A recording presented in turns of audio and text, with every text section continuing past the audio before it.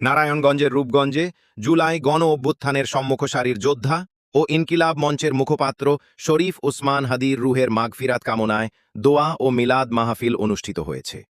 বুধবার দুপুরে কায়েতপাড়ার বালু দক্ষিণপাড়া স্কুল মাঠে জাতীয় নাগরিক পার্টি এনসিপি এই আয়োজন করে। সভায় বক্তারা ওসমান হাদিকে জুলাই বিপ্লবের বীর আখ্যা দিয়ে তার ত্যাগের কথা স্মরণ করেন এবং হত্যাকাণ্ডে জড়িতদের দ্রুত বিচারের দাবি জানান। উল্লেখ্য, আন্দোলনে গুলিবিদ্ধ হয়ে চিকিৎসাধীন অবস্থায় গত 18 ডিসেম্বর সিঙ্গাপুরে ইন্তেকাল করেন তিনি। অনুষ্ঠানে উপস্থিত ছিলেন রূপগঞ্জ উপজেলা এনসিপির প্রধান সমন্বয়কারী ইউসুফ হোসেন, প্রথম যুগ্ম সমন্বয়কারী আজিজুল হাকিম রাতুল, সদস্য সমন্বয়কারী সারওয়ার হোসেন, আলী আকবর হীরা, গোলাপ জান ও জান্নাতিসহ নাতিসহ স্থানীয় নেতাকর্মী ও সাধারণ জনতা। বাংলাদেশের সরকার এখন পর্যন্ত তা করতে পারে নাই। ওই আসিফ নজরুল, ওই মির্জাফর ওই নাকি 90 দিনের মধ্যে বিচার করবে। সালা তুই তো আসিস ক্ষমতা আর 30 দিন, তুই নির্বাচনের 30 দিনে 90 দিনে কিভাবে বিচার করবি? তুই এই গদি থেকে নামার আগে আমার ভাইয়ের খুনিদের বিচার করতে হবে, তা না হলে চুরি এবং টিপ করে ঘরে বসে থাক। তোর ওই সংসদে ওই চেয়ারে বসা কোনো অধিকার নাই। ওই চেয়ারে বসেছি আমরা, আমার ভাই বসেছি পরে। আমার ভাইয়ের খুনিরা যদি ইন্ডিয়া পালাতে পারে, তুমি প্রথম আলো বেলিং তারে যারা ভাঙছে তুমি 2 দিন পরে ধরে ফেলো, আর আমার ভাইয়ের খুনিদের তুমি এখনো ধরতে পারো নাই। তো আমি প্রশাসন এবং সরকারের কাছে আবেদন জানাই যেন আমার ভাইয়ের খুনিদের অতি শীঘ্রই আইনের আওতায় আনে এবং শাস্তি সম্মুখীন করে। আমি তার সাথে নির্বাচনী প্রচারণা চালিয়েছিলাম বৃহস্পতিবার। যে দলেরই হোক, যে মতেরই হোক, হাদি ভাইয়ের নির্বাচনী প্রচারণায় সকল দলের মতের মানুষ যে নির্বাচনী প্রচারণা চালাতো, কারণ তিনি মানুষটাই তেমন ছিলেন।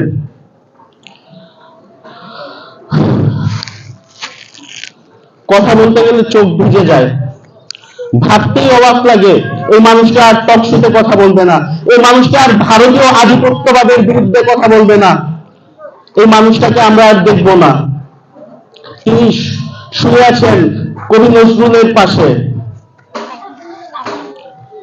আমি কথা বাড়াবো না, শুধু আমি এতটুকুই বলতে চাই, এই ইন্টারিম থাকার মধ্যেই ভারত থেকে সেই খুনিকে ধরে এনে তার শাস্তির ব্যবস্থা করতে হবে। আমাদের জুলাই যোদ্ধা যারা ছিলেন, সন্ত্রাসীরা তাদেরকেই টার্গেট করছে।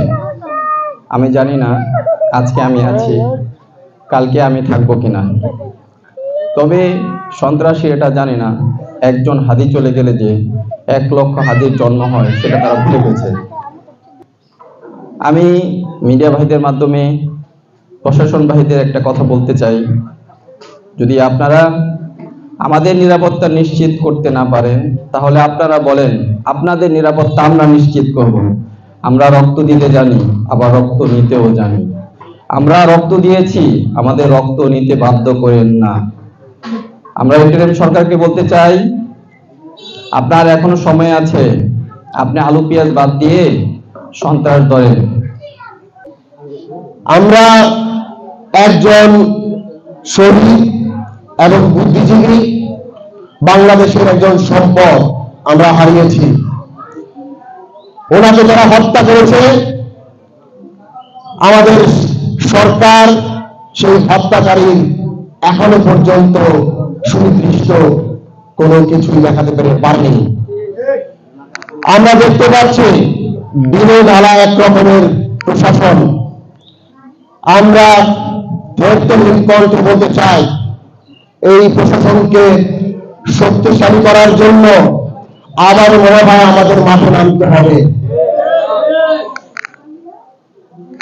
আমরা এনসিপি থেকে স্পষ্ট ভাষায় বলতে চাই, আমরা নির্বাচন চাই, সুস্থ নির্বাচন চাই, অবাধ নির্বাচন চাই। নির্বাচনের ডেটে নির্বাচন হবে, এতে কেউ বাধাগ্রস্ত করতে পারবে না।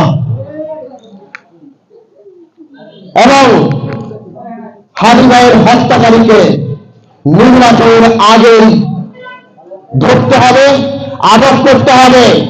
আর সেই ভারত থেকে কিভাবে সরকার এনে দিবে এটা আমরা বুঝতে চাই না, জানতেও চাই না।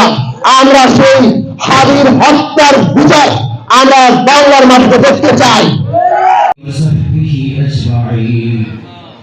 ربنا كما ربيانا إخواني وأغنني بفضلك عمن سواك حسبني حسابا يسيرا